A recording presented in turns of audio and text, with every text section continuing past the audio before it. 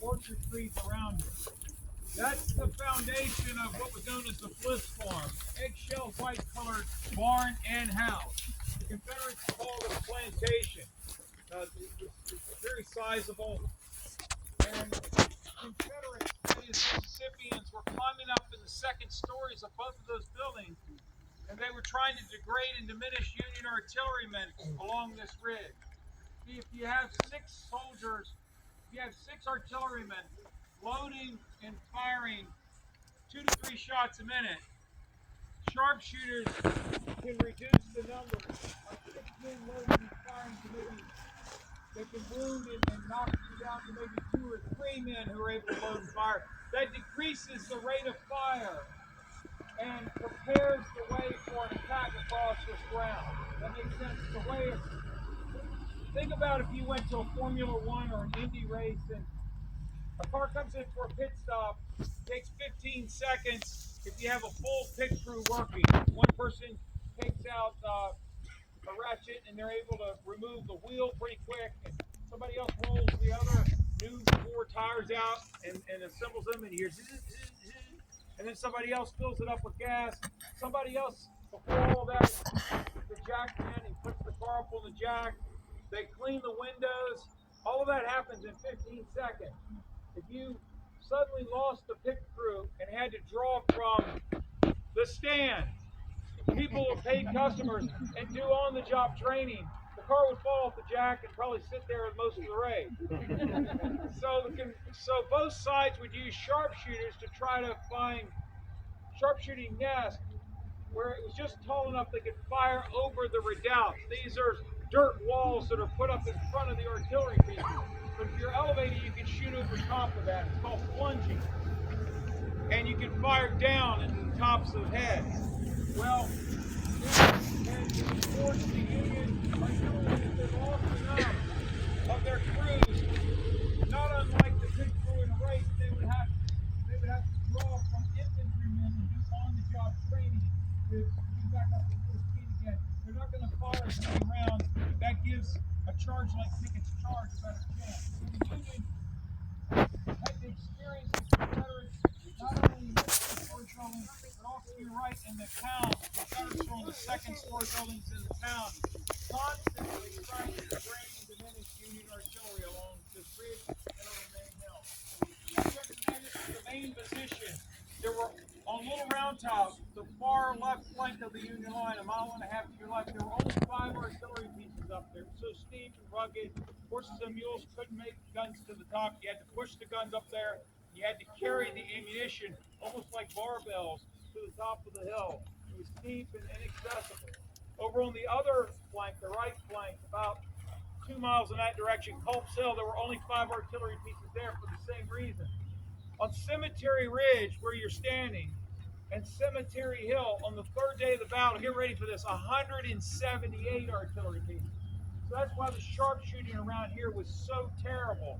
It was a way of the Confederates trying to weaken this position before they made their eventual attack.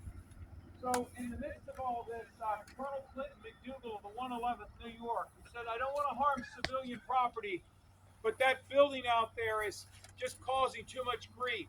So he sent elements, maybe as many as 10% of several regiments. So this would be several hundred men at the most, from the 13th New Jersey, the 12th New Jersey, from the 14th Connecticut, and there were also some New York units that went out to that barn and torched it, set it on fire, set the house and the barn on fire. So just before Pickett's charge began, there was a blazing bonfire out there. And one other story I'll add real quick. The man that actually carried the torch, when he went from here to there, he was on a horse and he rode back and forth so that he would be a moving target for Mississippi sharpshooters who could see the torch in his hand and knew he was getting closer and closer. And then you had those other units that I mentioned that were supporting him. And then he was successful. You've seen the Mississippians jumping out of the buildings, and that was going on all during Pickett's charge. There was this massive bonfire. And as we walk across the road here in just a minute, as soon as the truck passes, I want you to notice the engraving over here on the 12th New Jersey Monument. It depicts the scene that I just described. So we're about ready to cross. While we're waiting, on your right is the Abram Bryan Farm. The irony that the turning point of the war occurred on a ridge owned by an African American family. Now let's go ahead across here.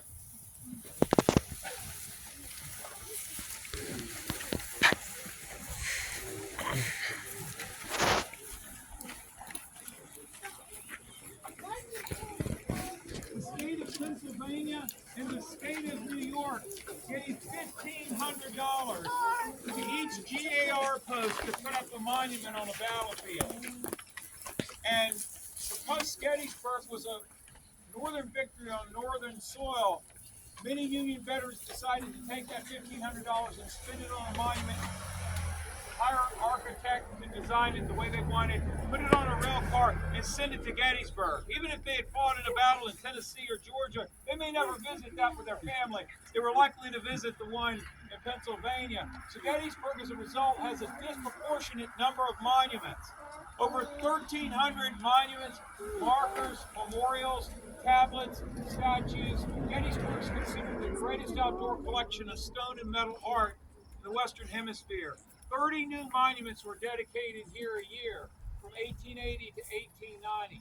Veterans came back with their families. Each one of these monuments had a tarp draped over them while there was a ceremony that occurred all around it. Wagons were parked here. Extended families of the GAR were here for these dedications. And of course, the exciting moment would be when they would unveil the monument for the first time. And a lot of them are very intricate. Just to close the thought on the Abram Bryan farm, there was a woman here. Her name was Tilly Pierce. She was 15 years old. And she wrote a book as an older woman, looking back, reflecting on her time here during the battle, caring for the wounded. And she entitled it, What a Girl Saw at Gettysburg.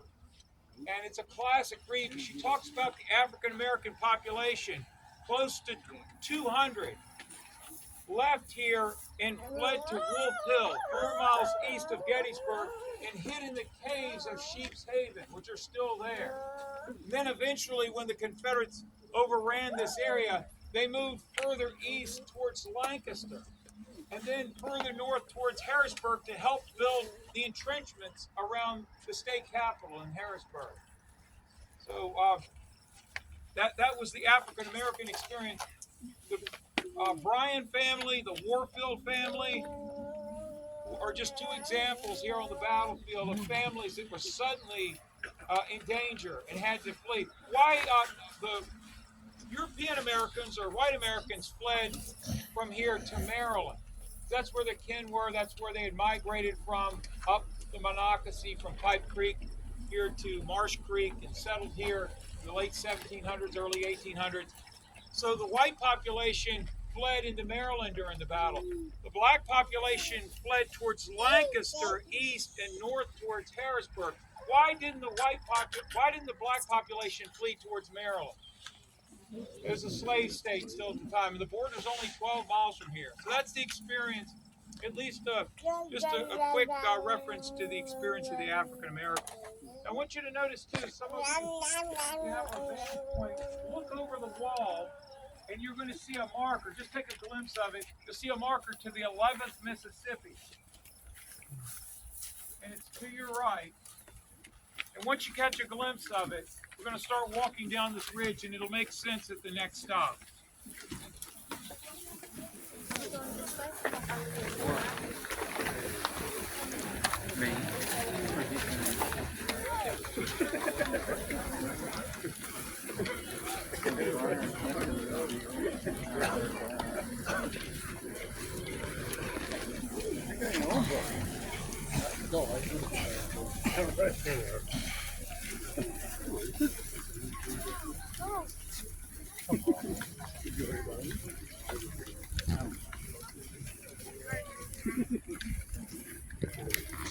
Alright guys, well I thought this was supposed to be some kind of lantern walk.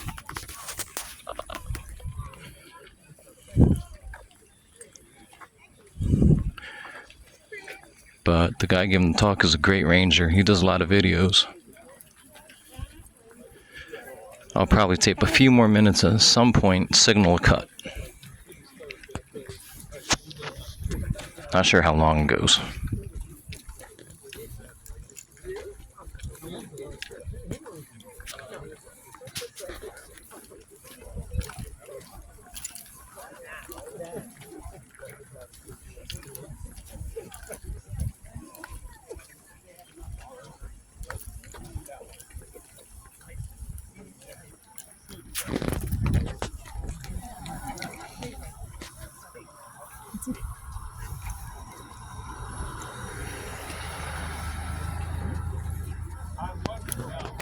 I didn't make any announcements today, so nobody.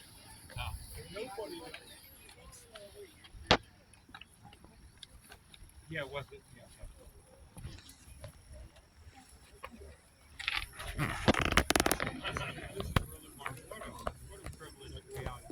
You're right. So it's as we're walking along Cemetery Ridge, the famous Cemetery Ridge, which came to be known as the high tide of the Confederacy. I pointed out to you the Mississippi marker, marking how close the 11th Mississippi claimed to be to the stone wall defended by the 111th, 125th, 126th New York, and other regiments like the 14th Connecticut, the 12th New Jersey. Well, the Confederates after the war, once the term high tide caught on, that this was the turning point of the war, the Confederates wanted to, they vied for which state got closer and the furthest in the high tide. And let me define that here for you for just a moment. If you're a visual learner, a right brain learner, maybe this will be effective. If you've ever been to the beach, think back to when you've been to the shoreline, and let's say you built a sand castle, and you had your lounge chairs there, your fold-up chairs, and you had a little toy bucket, and you had a castle that you built. Well, you can see the tide towards the end of the day coming more and more in and threatening your situation.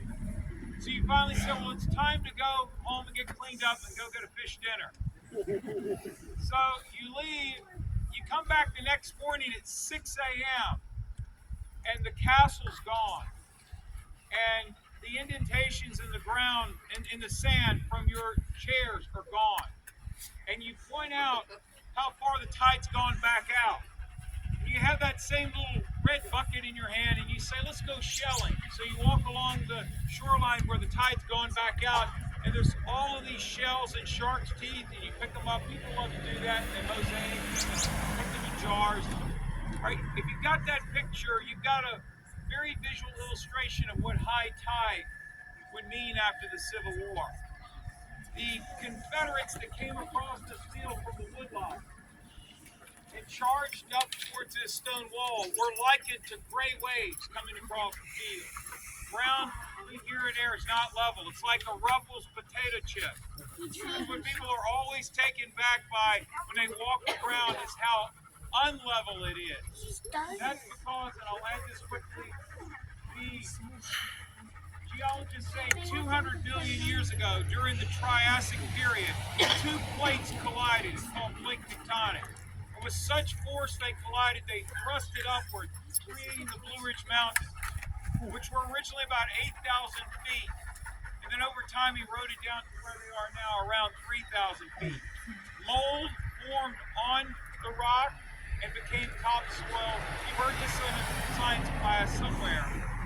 With the collision of the plates that thrusted upward and created the mountains, the ground shattered from here all the way to York, 30 miles east of here, just like broken glass. The sandstone in the shell shattered. Anytime the top surface shatters, molten rock, lava will come up from below the surface and fill in the cracks like mortar between bricks and repair it. Well, the shattered surface is loosely called sedimentary rock, and the volcanic rock, the hardened lava rock, is called igneous rock. Over time, the sedentary rock, that's the sandstone in the shell, the original surface, eroded away, leaving the lava rock protruding up. That's what these stone walls are. They're lava rock. They're leakage from below the surface to fill the cracks in a shattered top surface after those two plates collided there with such force. Over time, water gets down into the crevices of the rocks.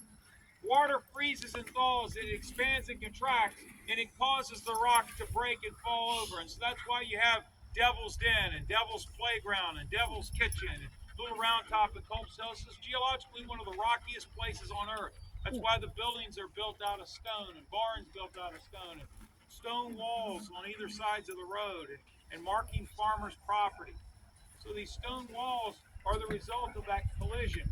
Also, that collision caused the ground to fold, like you might take an 8x11 piece of paper and push it together and there's a series of folds in it.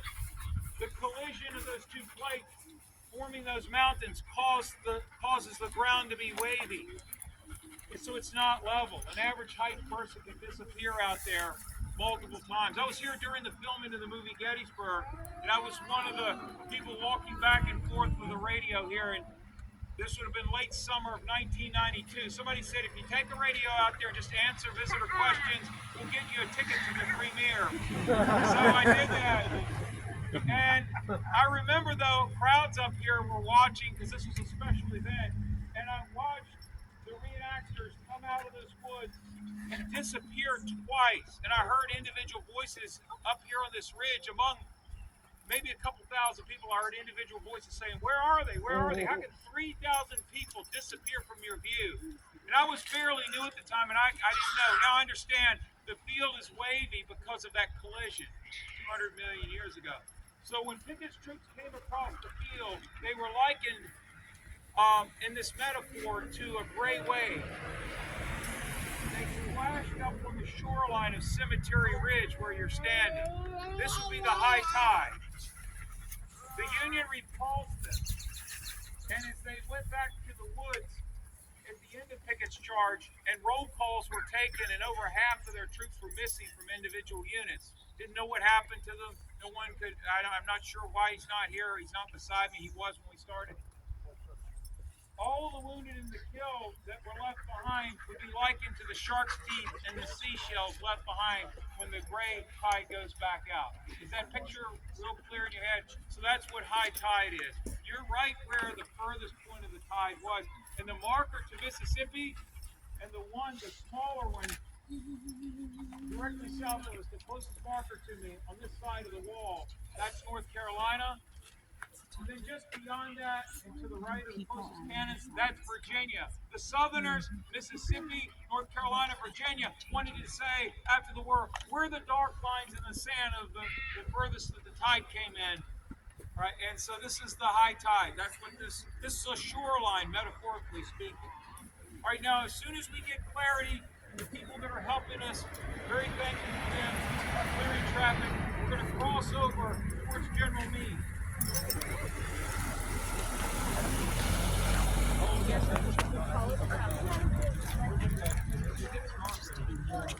What's that?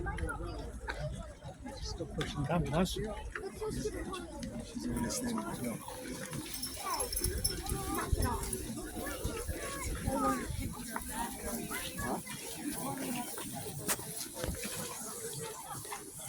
All right, guys, that's 20 minutes, so I will see you on July the 3rd.